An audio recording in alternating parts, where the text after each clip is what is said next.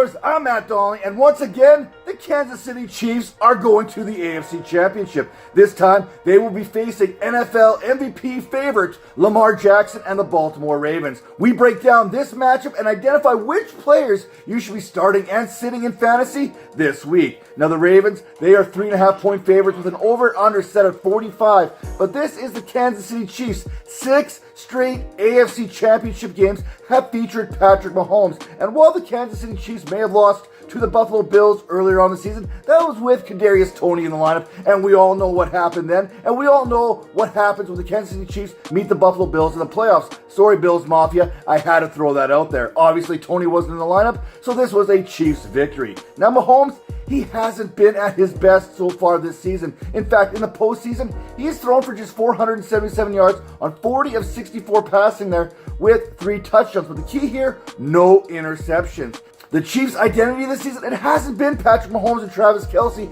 It has been this defense led by L'Jarius Sneed, who just gave up his first touchdown of the season in coverage against the Bills last week.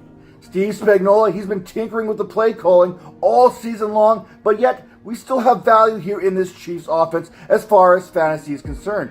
Isaiah Pacheco, 6.5 yards per carry there on 15 carries that added up to 97 yards and a touchdown. He also had a reception for an additional 14 yards there. This week, he faces a difficult challenge in the Ravens defense that is allowing 105.4 yards per game on the ground, but they've only allowed 5 touchdowns to opposing backs, which is tied for the fewest along with the Tampa Bay Buccaneers and the Atlanta Falcons. Now, Pacheco, he will be asked more than likely to protect Mahomes as the Ravens finish the regular season with the league best 60 sacks, and they got to CJ Stroud last week 3 more times. Now, I don't know what I enjoyed more, Travis Kelce making those heart gestures to his sweetheart there, Taylor Swift, or his brother going shirtless with Taylor in the booth there while he was pounding back the Bud Lights, looking like King Kong ain't got nothing on him.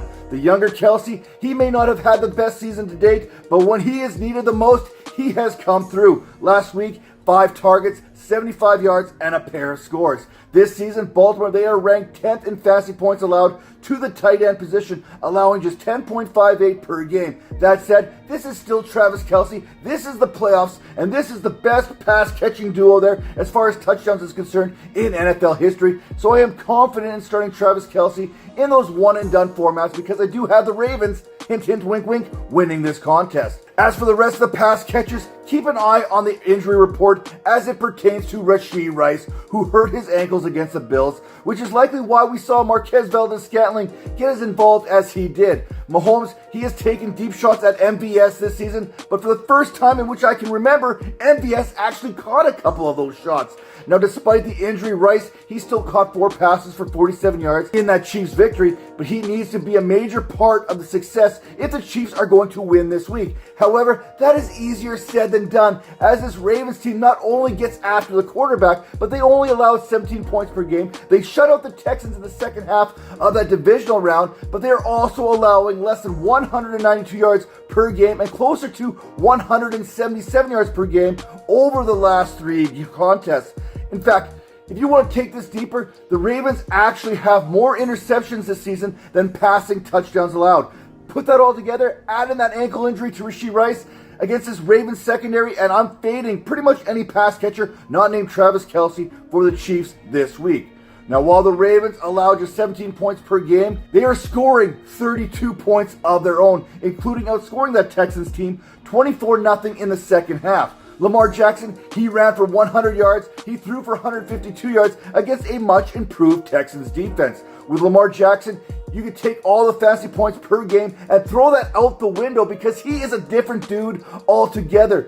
Listen, Kansas City, they may have only allowed 14.5 fantasy points per game to the quarterback position, which happened to be the 9th fewest, but this is the NFL MVP, and he is more than just a quarterback. He has ran for 821 yards this season, and that was the 5th consecutive season in which he has ran for at least 750 yards. Jackson, he is a true dual-threat quarterback. He also threw for 3,678 yards, which was the 15th most in the league, while tossing 24 touchdowns to only 7 interceptions. The Chiefs are going to need to find a way to time their blitzes with Lamar Jackson. Houston blitzed Jackson at a 75% rate there last week, and all he did was complete 13 of 18 passes for a pair of touchdowns and 120 yards there. And according to Next Gen Stats, in the second half, he got rid of the ball even quicker there, going from 3.51 seconds to 2.25. But if you don't blitz him, you have to deal with the league best passer rating of 105 from that clean pocket. So Spagnuolo is going to need to find a way to mix it up if they're going to get after Jackson this week.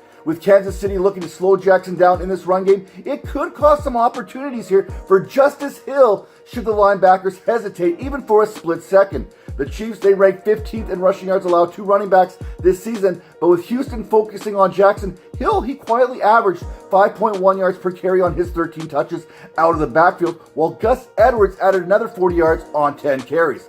Both Ravens backs are likely cost-efficient options there in DFS lineups, and both are more than capable of reaching the end zone any given week. As for the Ravens pass catchers, hey, I like the Ravens to win this week and represent the AFC in the Super Bowl. After all, their team colors are already in the Super Bowl logo, meaning I'm likely not starting Zay Flowers or Odell Beckham Jr. this week in those one-and-done type contests, which is probably a good thing considering A, the Chiefs are allowing the third fewest fantasy points to wide receivers this season, 27.45 per game, and B, Lamar Jackson, he's been spreading that ball all around. Jackson hooked up with 8 different Ravens pass catchers, with Flowers leading the way with 4 catches for 41 yards. Kansas City made Stephon Diggs essentially look like Nelson Aguilar last week. I'm not talking about the Nelson Aguilar who caught a touchdown pass, but the one who had a case of the alligator arms there back in Philadelphia. Bottom line, should the Ravens advance, the matchup against the 49ers or the Lions is a much better matchup for these Ravens wide receivers than this week against the Chiefs,